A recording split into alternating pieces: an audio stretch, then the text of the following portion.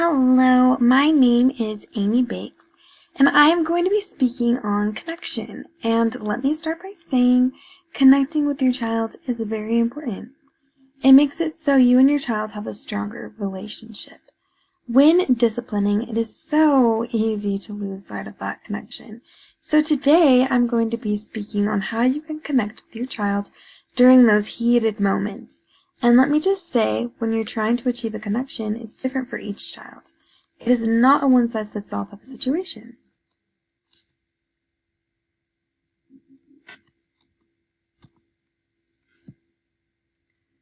When parenting, you want to decide what would be the best way to react depending on the situation or the child. This is also known as response flexibility. An example of response flexibility is when I was younger. My mom would often be a little more strict and firm with me than with my older brother. This is because my older brother was very sensitive and was very quick to respond to any degree of discipline. I, on the other hand, happened to be very stubborn and tended to be explosive, so I needed a more strict way of parenting. An important part of response flexibility is not reacting in the way you automatically want to, but by being mindful to what your child needs. This can help you develop a stronger connection. So like I was saying, my mom was very mindful to me and my brother's needs. She was able to connect with us. She would not have been connecting with my brother if she would have disciplined him in the way that she disciplined me, by being aware of our own needs. She was able to connect to us. It's hard to handle yourself in the best way when a child behaves in a way that you have been trained to think is inherently a bad behavior, and that behavior might scare you. For example, the behavior may be screaming, hitting their siblings, etc. The automatic way you want to respond to these situations is known as shark music, and usually the automatic response is not the best way to respond.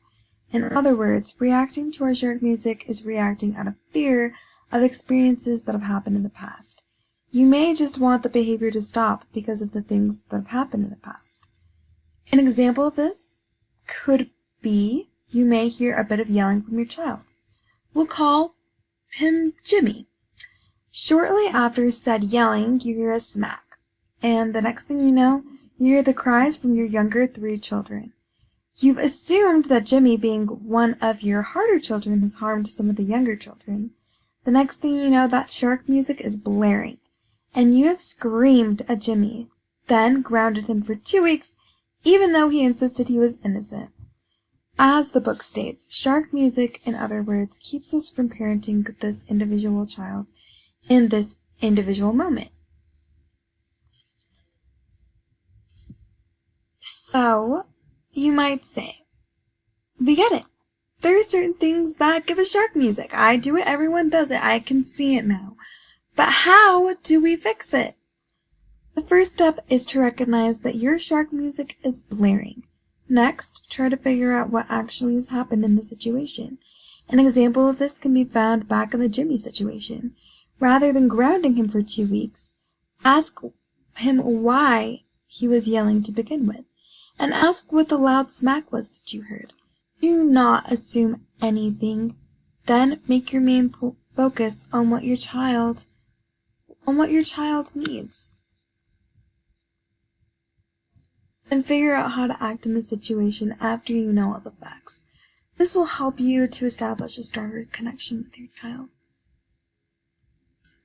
So, now that you know to listen for shark music and to investigate on why your child is reacting the way that they are, it's important to make sure that your body language and tone during these bad situations are not going to mess with things. If we're able to seem calm, cool, and collected, our children are much more likely to develop a connection with us. Another way you can make sure to develop a stronger connection to your child is by following the no drama connection cycle. The no drama discipline cycle includes communicating comfort, validating, listening, and reflecting. So, first, communicating comfort. The first step is to communicate comfort. Personally, when I'm really upset and a person comes up to me and tries to talk my ear off, not only is it not effective, but it's annoying. No doubt our children feel the same way.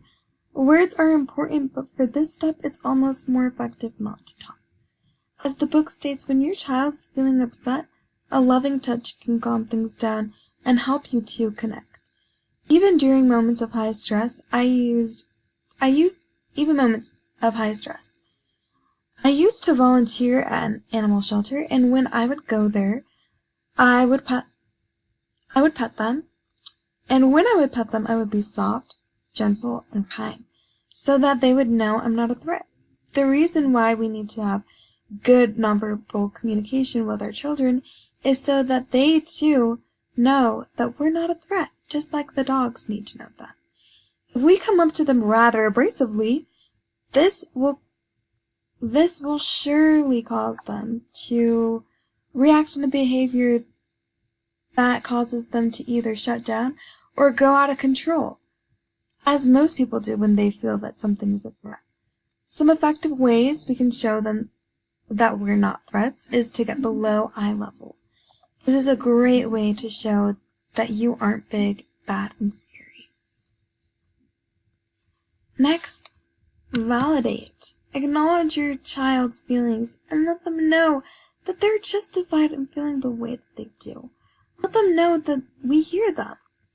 Every once in a while we may accidentally say, "Oh, you're overreacting," or "It's not that big of a deal." In reality, what they're going through for them is a big deal. And for you to tell them it's not is utterly heartbreaking for them.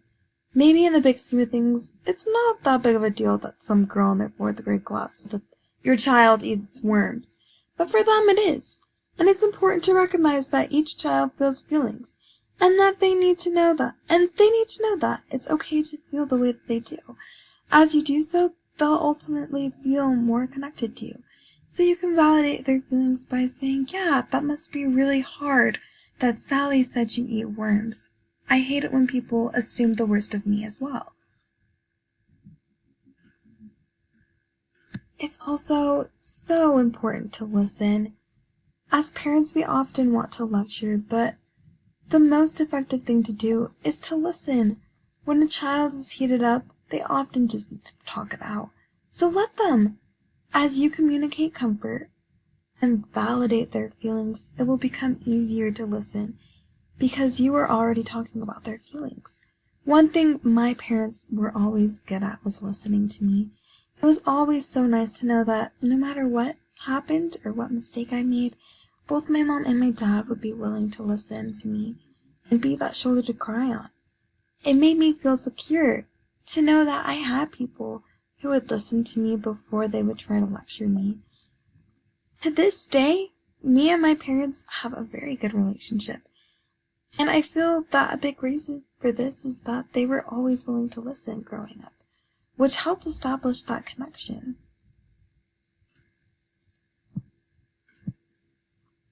The last step is to let our children know that we've listened to them and to reflect back on what they've said. This step is so important. You can sit there and pretend to listen, but your child will know whether or not you are actually listening. And a great way to demonstrate that you are listening is to reflect what they have just said to you. This will show them that you are actually listening and that what they've said truly does matter to you. Essentially, it will show them that you care. I have an example of when my parents used the no drama connection cycle. And that was when I was 16 years old.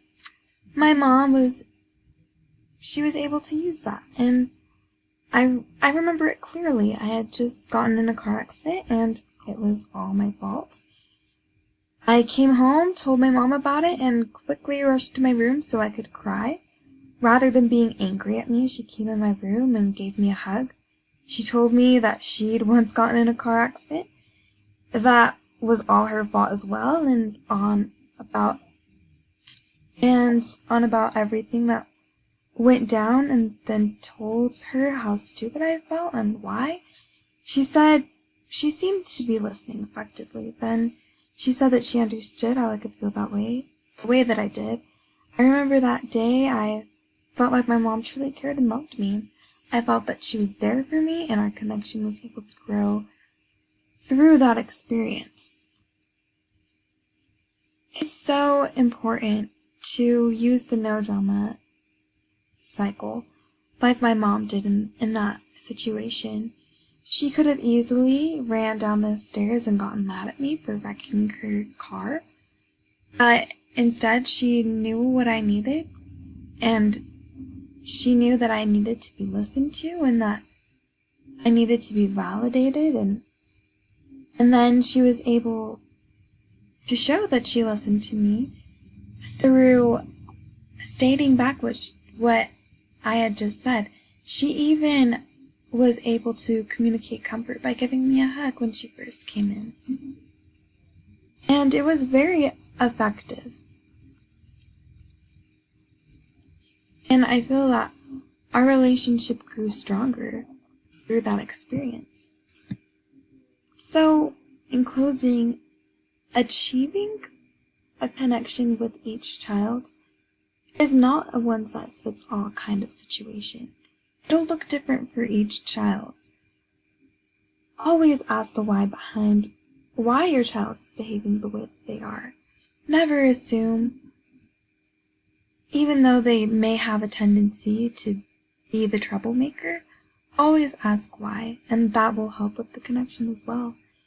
And make sure to always communicate comfort, validate, listen, and reflect. As you do so, you will be able to establish a stronger connection with your child.